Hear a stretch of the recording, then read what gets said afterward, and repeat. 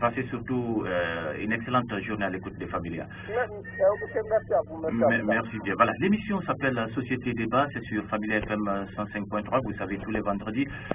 Nous sommes dans sa phase d'antenne libre où vous avez l'opportunité de revenir sur les sujets qui ont certainement attiré votre attention de façon particulière ou des sujets qui n'ont pas forcément fait la une de l'actualité. Nous avons un auditeur. Allô? Allô? Oui, bonjour, monsieur Collier. Bonjour, à qui ai-je l'honneur? Monsieur Mauro Moribé. Ok, Moribé Mauro, je vous écoute. D'accord, en fait, moi, je voulais juste revenir sur l'actualité par rapport au recensement et aux choses que certains partis politiques proposent. C'est pas la raison. Moribé, je vous écoute. Ok. Oui, je disais. Oui.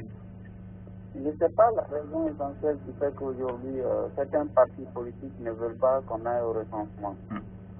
Parce que s'ils ont avancé des raisons comme quoi c'est pour organiser la fraude, dans aucune élection. Voilà, je crois que Moribé a beaucoup de problèmes avec son téléphone. Il peut toujours revenir dans cette émission en appelant sur le 64 46 61 96 ou le 30 47 89 50. Moribé voulait revenir sur le sujet qui porte à confusion actuellement, c'est par rapport à la reprise du fichier électoral qui d'ailleurs depuis un mois fait l'objet de beaucoup de discussions dans des milieux intellectuels. Nous avons un auditeur, allô? Oui, bonjour. Bonjour. Oui. C'est M. Siliki Sidibé depuis Koya. Ok, M. Sidibé, je vous écoute depuis Koya. Bien, je suis très à l'aise ce matin et vous m'ayez réussi à votre antenne. Parce que pendant la semaine, j'ai suivi avec vous la prestation ou l'intervention de certains leaders politiques. C'est bon que ceux qui prétendent gouverner le pays demain, ils se prononcent pour qu'on sache réellement de quelle moralité ils sont. C'est très bon ce que vous faites. Et surtout, je voudrais apporter une certaine précision sur certaines déclarations. D'abord, de Baouli, secrétaire général de l'IFC. Il a, à travers vos antennes, il a fait un réquisitoire sévère contre le gouvernement de transition avec la tête Sekouba et Jean-Marie Dossou. Ceux-là ont conspiré contre son candidat pour faire élire celui qui est maintenant élu. C'est ce qui me semble un peu invraisemblable. Parce que Jean-Marie Dossou a été très clair. Après le premier tour, quand il a vu maintenant que toute la confiance qu'on plaçait à la CENI est partie à la dérive, des fautes les plus graves, la disparition des procès-verbaux.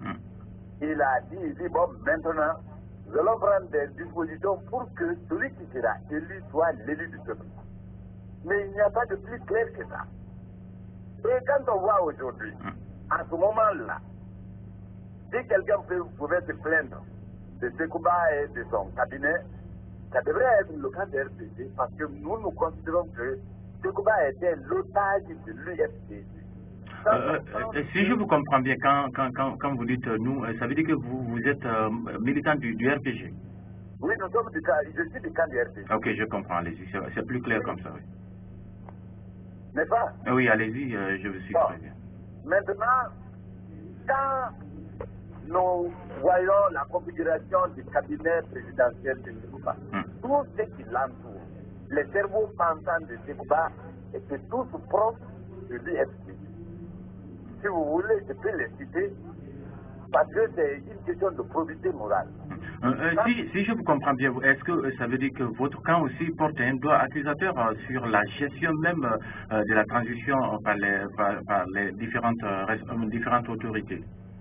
Oui, il y a eu des dysfonctionnements que nous avons tous, dans l'ensemble, condamnés, qui ont été quelque part plus ou moins réglés avant d'aller au second tour. Mais si nous, on devrait se plaindre du cas du FPG, on allait dire que Alma Kabila est plus proche de l'UFPG. Dibou est plus proche.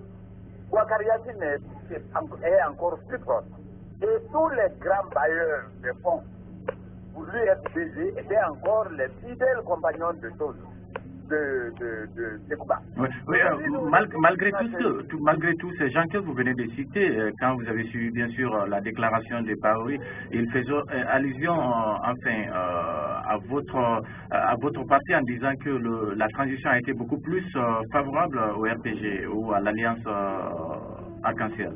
La position que je viens de décrire là était entièrement à la faveur de l'IFP, du candidat qui a été dans le président. Parce que personne ne peut contester ce que je viens de dire là.